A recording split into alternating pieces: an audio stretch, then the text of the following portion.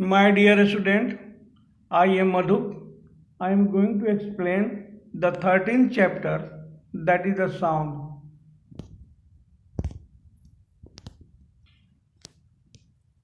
Now, student, I am going to explain what is the sound. Student, sound is a form of energy which is produced by the vibration of particles. It means where there is particles, sound can be produced. So the sensation felt by our ear is also called a sound. Sound is a form of energy which makes us hear. We hear different sound around us in everyday life. Sound is produced by the vibrating body when an object performs a rapid to and fro or back and forth motion. Sound is produced.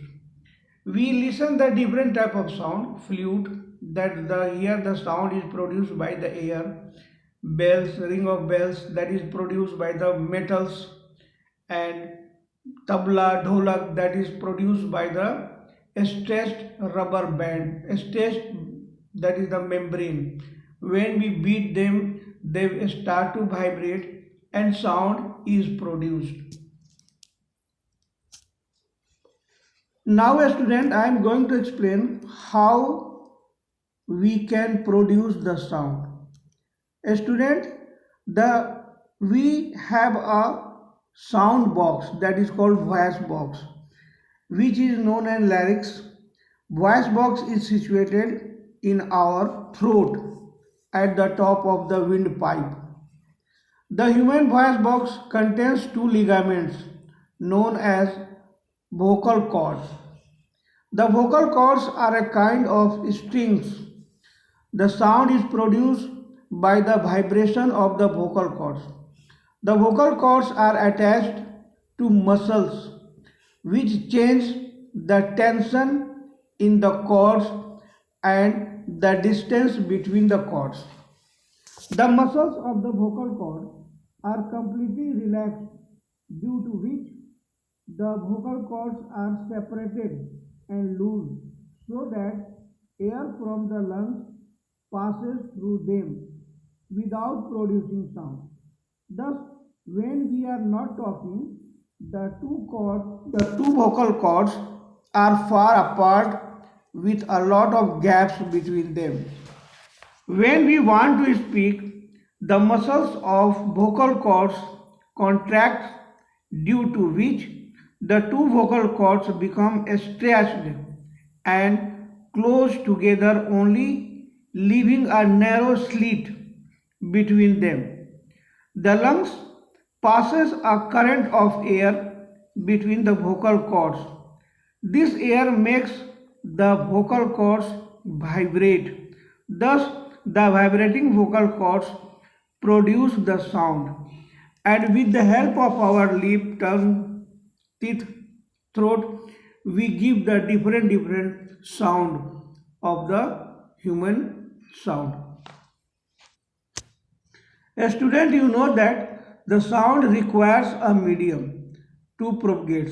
It means where there is particles, where there is molecules, we can produce sound there, because the molecules vibrate. When we give the energy, the molecules vibrate, and when the molecules vibrate, sound will produce, and then sound can propagate from one place to another place.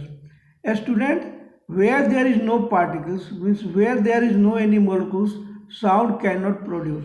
If sound cannot produce and sound cannot propagate there, it means we can't produce or we can't listen the sound in vacuum. Now, a student, I am going to explain human ear, what is the structure of human ear, and how can we listen the sound. A student, human ear has three parts. Outer ear that contains the pinna and the ear canal and drum. Middle ear contains three bones, hammer, anvil and stirrup. And inner ear or inner part of the human ear contains cochlea and auditory nerve. A student, pinna work to receive the sound. When we produce the sound, the pinna receives the sound, and after the sound travel through the ear canal and falls on the eardrum. When the sound falls on the eardrum start to vibrate. A student, the eardrum is attached with a bone that is called hammer. Hammer is attached with another bone that is called anvil, and anvil is attached with another bone that is called stirrup. When the eardrum vibrates, this vibration passes to hammer, anvil and stirrup. When the stirrup vibrates, a stirrup is attached with cochlea. Then this energy, a vibrating energy from the eardrum goes to hammer, anvil, stirrup and then reaches to cochlea. When the energy reaches to cochlea, cochlea also start to vibrate. A student, you know that the cochlea contains a fluid that is called cochleal fluid. This cochleal fluid also vibrates. This cochleal fluid, the many auditory nerve attached with the cochleal fluid and cochlea. This vibration or the sensation that is passes to the auditory nerve, and this auditory nerve send the message, send the stimulation, send the vibration to the brain, and then the brain recognize that sound, type of sound or whose sound, which type of sound, animal sound or man sound, instrument sound or plane sound, many type of sound. A student, you know that in ear there is a smallest bone of human beings that is called stirrup. A student, when we produce the sound, the particles vibrate to and fro motion. They vibrate with the to and fro motion. This to and fro motion, that is also called oscillation, oscillatory motion. A student, when we produce the energy, the particles vibrate. The maximum displacement by the particles to its mean position, that is called amplitude, and that is the time taken for one oscillation, that is called time period, and the number of oscillation per second, that is called frequency. A student, the unit of amplitude, that is the meter, and you know that the loudness of sound depends on amplitude. It means if the amplitude will high, the sound will loud, and you know that the frequency, the unit of frequency, that is the hertz. A student, amplitude is inversely proportional to frequency, or we can also say that the frequency is inversely proportional to the amplitude. It means when the amplitude will high, frequency will low, and when the frequency will high, amplitude will low. It means that when the amplitude will high, it means the sound will the loud.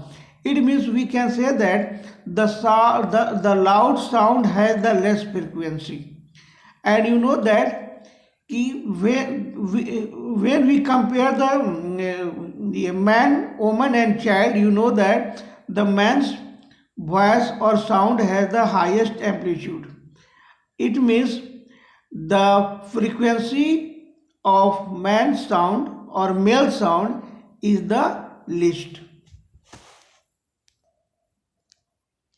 A student, you know the amplitude, and I also explain the high amplitude means the sound will be the loud.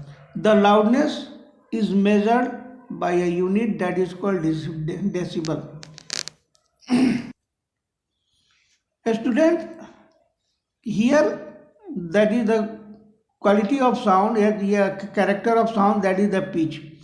Pitch is directly proportional to the frequency. It means when the frequency will high, the pitch will also high, and when the frequency will low, the pitch will also low. It means loud sound has the less frequency. It means the loud sound has a less pitch. After that, we going to study the audible sound and inaudible sound. A student, you know that human beings can listen the sound whose frequency lies between 20 Hz to 20,000 Hz. If the sound that is produced less than 20 Hz, such type of sound that is cannot heard by the human beings. If the sound produced more than the 20,000 Hz, such type of sound that human beings cannot listen. A student, the sound which is less than 20 Hz, that is called infrasonic sound, and the sound which is more than 20,000 Hz, that is called ultrasound, and the sound lies between 20 Hz to 20,000 Hz, that is called sonic sound. But a student, there are many animals, they can produce and also listen the infrasonic sound and ultrasonic sound also. Now a student, I am going to explain what is the noise and what is the musical sound. A student, the sound which is not liked by the human beings, that is called noise, and such type of sound also harms our body, they harm our mind, and we also suffering from various type of disease due to the noise. And the sound which is liked by our ear or which is liked by the human beings, the liked by the person, that is called musical sound. Now a student, noise that is not good for the nature and also our body. We are suffering, we have many problems through the noise. That is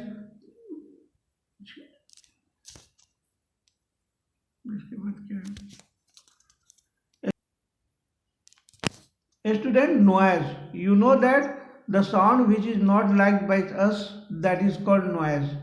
The sound which has the loudness or the sound which has the high amplitude, that is called the noise. Cause of the noise pollution. Noise pollution is caused by sound of vehicles, explosions, including bursting of crackers, machines, loudspeaker and etc. In the home, noise pollution is caused by the television, radio and music system at a high volume, some kitchen appliances, dessert cooler, air conditioner etc. Harmful effect of the noise pollution. Noise pollution causes several health related problems like the lack of sleep, hypertension, high blood pressure, anxiety and etc. A person exposed to a loud sound continuously may get temporary or permanent impairment of hearing. Measures the limit noise pollution. How can we decrease the noise pollution? Noise pollution can be reduced by using silencer in vehicles, industrial machines and home appliances, reducing use of vehicles, horns, running television, radio and music system at a low volume. Planting of trees along roads and buildings also help to reduce noise pollution. A student, I explained many things. What is the sound? How can we produce the sound? Which type of sound we can produce? Which type of sound we can produce or can't listen? That is the infrasonic, sonic and ultrasonic. I also explained the construction of human ear, and I also explained how can we listen the sound and how the brain recognize the sound, and I also explained the noise pollution. A student, I think you understand better. Thank you.